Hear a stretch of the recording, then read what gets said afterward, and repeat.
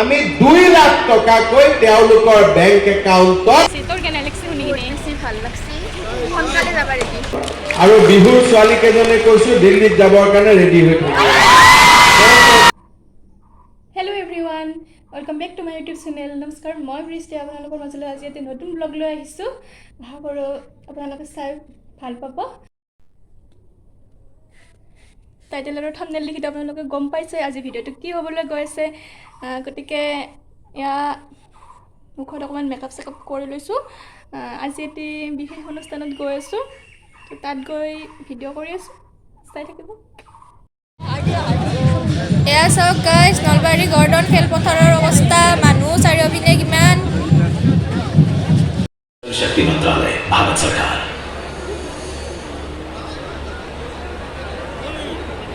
তুমি মা নহ'ব পাৰা, কিন্তু তুমি মোক নতুন জীৱন দিলা। এয়া বাটৰ নাটেৰে জল জীৱন সন্মিলনৰ শুভাৰম্ভণি কৰিছে।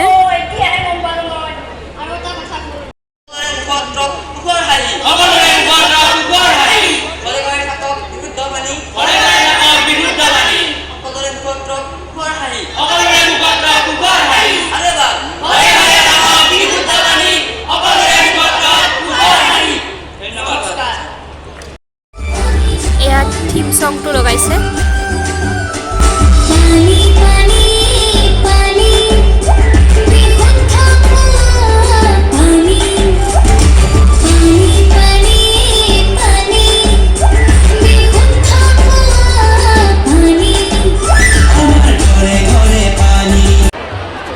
এয়া মঞ্চত মাননীয় মুখ্যমন্ত্ৰী ডাঙৰীয়া আহি উপস্থিত হৈছে।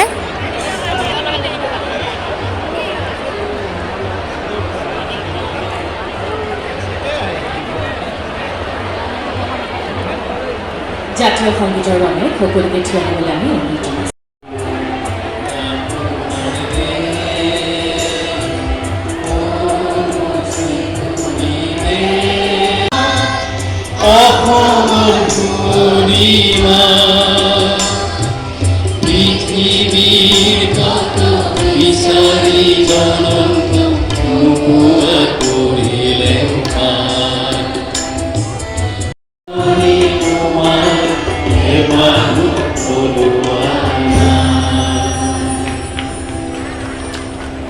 পথৰ উন্নতিকৰণ নিৰ্মাণ কাৰ্যৰ শুভাৰম্ভণি কৰা হ'ব।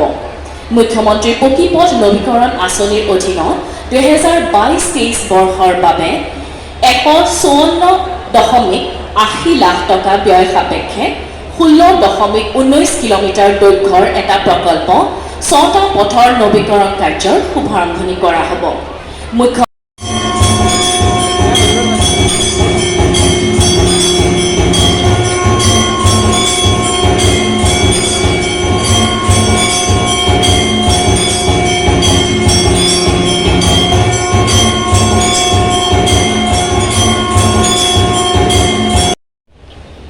ভাষা সাহিত্য সংস্কৃতিত ঐতিহাসিকভাৱে সমৃদ্ধ প্ৰজ্ঞানগৰী নলবাৰী এৰিয়া। এসময়ত নলবাৰী আছিল অবিভক্ত কামৰূপ জিলাৰ এটি উল্লেখনীয় মহকুমা আৰু চহৰখন আপেক্ষিকভাৱে কম পৰিসৰৰ। সময়ৰ বুৱতী সোঁতত নলবাৰী এক বিস্তীৰ্ণ অঞ্চললৈ পৰ্যবেক্ষিত হ'ল। সৰু চহৰখনে পূৰ্ণিমাৰ চন্দ্ৰমাৰ দৰে বিকশিত হ'ল প্ৰতি পল প্ৰতি ক্ষণ। মানুহৰ বসতি ঘন হ'ল, বিভিন্ন উদ্যোগ, উচ্চ শিক্ষাৰ প্ৰতিষ্ঠান, অফিচ কাছাৰী, চিকিৎসালয় আদিয়ে এক আদৰ্শ নগৰী হিচাপে প্ৰতিষ্ঠা দিলে নগৰীৰ নলবাৰী। চহৰখনৰ পদপথ ষ্ট্ৰীট লাইটেৰে আলোক উজ্জ্বল হৈ উঠিল। শক্তি বিতৰণ কোম্পানীয়ে বৰ্ধিত জনসংখ্যা, বাণিজ্যিক প্ৰতিষ্ঠানৰ বিস্তাৰ, স্বাস্থ্যসেৱাৰ আধুনিকৰণ, শিক্ষা খণ্ডৰ ব্যাপক চাহিদা পূৰণৰ বাবে বিভিন্ন ঠাইত নতুন নতুন বৈদ্যুতিক উপকেন্দ্ৰ স্থাপন কৰি বিদ্যুৎ যোগান বৃদ্ধি কৰিছে। অতি সম্প্ৰতি অসমৰ জনপ্ৰিয় মুখ্যমন্ত্ৰী স্বপ্নদ্ৰষ্টা ৰাজনীতিক ডক্টৰ হিমন্ত বিশ্ব শৰ্মা নেতৃত্বত 4টাকৈ নতুন 33/11 kV উপকেন্দ্ৰ স্থাপনৰ সিদ্ধান্ত গ্ৰহণ কৰা হৈছে। এই উপকেন্দ্ৰকেইটাৰ স্থানসমূহ হৈছে নলবাৰী চহৰৰ মাজমজিয়াৰ গোপাল বজাৰ, দক্ষিণ নলবাৰীৰ অভিকেন্দ্ৰ মিলন বজাৰ, নলবাৰী মেডিকেল কলেজৰ সমীপৱৰ্তী গাঁও চটমা আৰু নলবাৰীৰ উত্তৰ দিশৰ বালিতেৰা গাঁও। আজি আনুষ্ঠানিকভাৱে এই চাৰিওটা বৈদ্যুতিক উপকেন্দ্ৰ ভাৰ্চুৱেলি জনজাতি মুখ্যমন্ত্ৰী ডক্টৰ হিমন্ত বিশ্ব শৰ্মাদেৱে কৰকমলেৰে শিলান্যাস কৰিছে। ধন্যবাদ জ্ঞাপন কৰিছোঁ। 5জনীয়া মহিলা গোট মৰুৱা মহিলা গোট 21 মাহাত চাকৰি শ্ৰীমতী কাকু বৈশ্য, শ্ৰীমতী সুমি বৈশ্য, শ্ৰীমতী মনালিসা বেজবৰুৱা, শ্ৰীমতী মামনি বৰুৱা, শ্ৰীমতী বিনিতা বৈশ্য। শ্ৰেষ্ঠ অংগনবাড়ী বৰিগাঁও অংগনবাড়ী, AWS কৰ্মচাৰী জায়েদা বেগম, AWS সহায়িকা ক্ষীৰোদা ডেকা। উস্মহাত চাকৰি শ্ৰেষ্ঠ অংগনবাড়ী।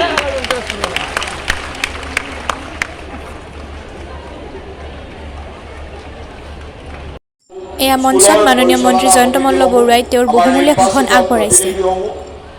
এই নলবাৰীৰ বিভিন্ন প্ৰান্তৰ পৰা আজিৰ এই সভাত উপস্থিত থকা উপস্থিত সুধীবৃন্দ, জয় জয়তে আপোনালোক আটাইলৈকে মই অসমৰ প্ৰথমখন জল জীৱন সন্মিলনৰ শুভেচ্ছা জ্ঞাপন কৰিছোঁ।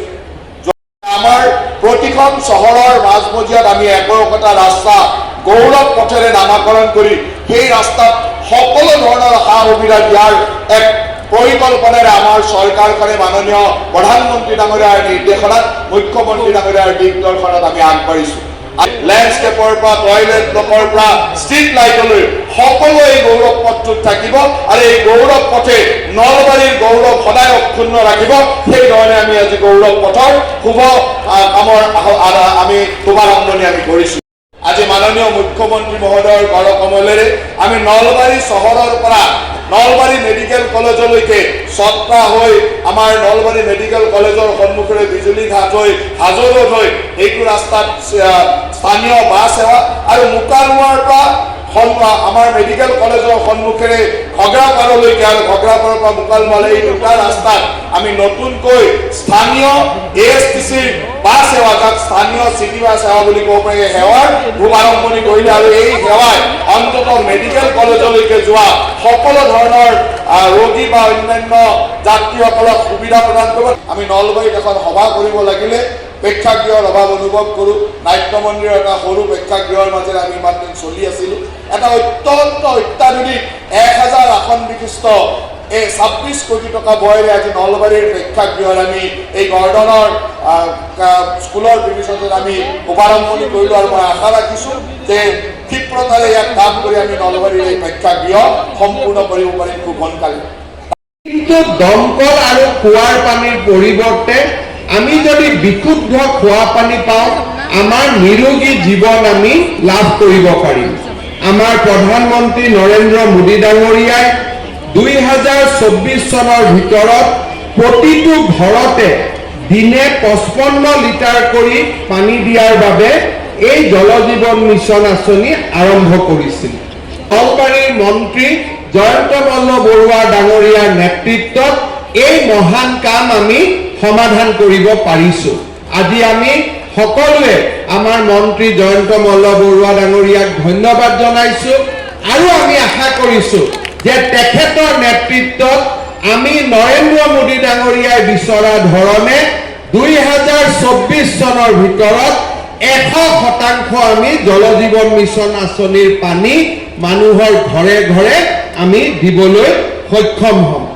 এই কথা আমি মনত উপলব্ধি নকৰোঁ আৰু সেইকাৰণে আমাৰ কামবিলাকৰ লগত আধ্যাত্মিকতা জড়িত হৈ নথকা কাৰণে কামবিলাক আমি কাম হিচাপে দেখা পাওঁ, কামবিলাক আমি মন্দিৰ হিচাপে দেখা নাপাওঁ।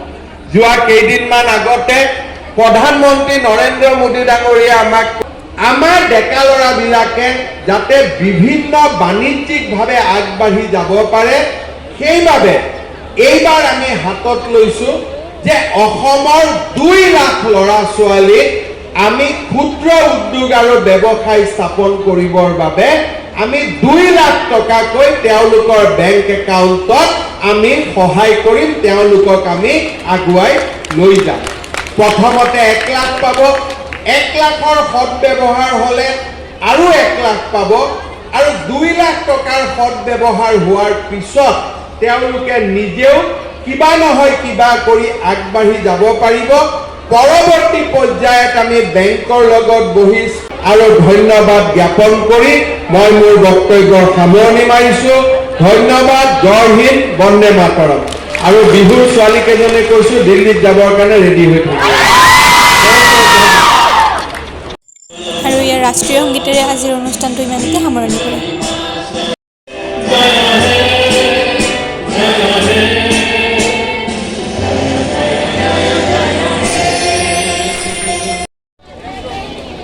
মানুহ চাওক গাইজ